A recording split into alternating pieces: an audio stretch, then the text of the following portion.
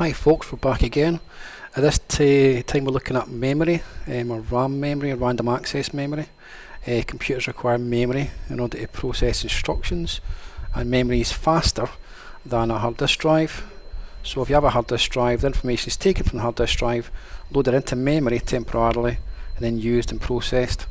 I want to focus more on what types of memory are available, and also how you actually place these memory into this motherboard.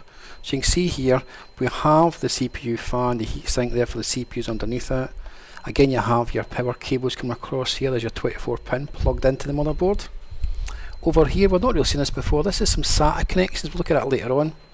There's an additional card to the right here. It's a PCI Express card for graphics. But at the moment we're more concerned with this section here, and this is where you get to plug in your memory.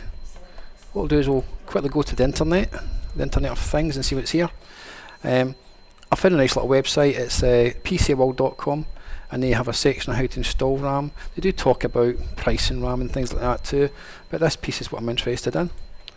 What they do is they show a really good image of a motherboard that has no memory inserted into it. If you look, there's little clips to the left and also to the right, and these clips can be pushed back and pushed forward.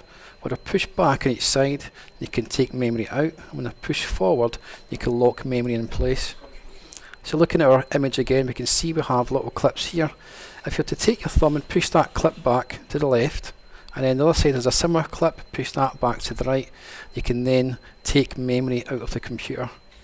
You can also put memory in by putting it in place. You'll find there's a little notch where it has to line up to, and then pushing down, and the clips usually clip into place on their own, but if they don't, you have to do it yourself.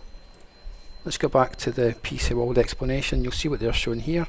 Again, they identify the clips, talk about pushing the clip open, and then here in the actual memory slot itself, there's little blanks or places where there should be a notch on your memory itself, and it has to be lined up. And certain types of memory fit certain motherboards. There's lots and lots of different types of memory, unfortunately. Here we have a piece of memory that's been put in place, and again the clip's been locked into position. What we'll do is we'll look at the different types of memory. I've done a quick search and I've typed in RAM types, and I'll just zoom into this image here just to give us a better idea of what's been about. There's lots and lots of kinds. You'll see the word that says SIM here. Now SIM is old, that's old memory. We tend not to use that ourselves anymore. Then there was DIMM memory as well. There's lots of different types of DIMM memory, SDRAM as well. But if you go along here, you'll start to see things that say DDR. Right, the DDR is the more common and more modern type of memory. In this case here, we see one that says DDR3. So DDR3 is excellent memory. It can go quite fast, obviously. And the idea is you have to find out which memory your motherboard can take.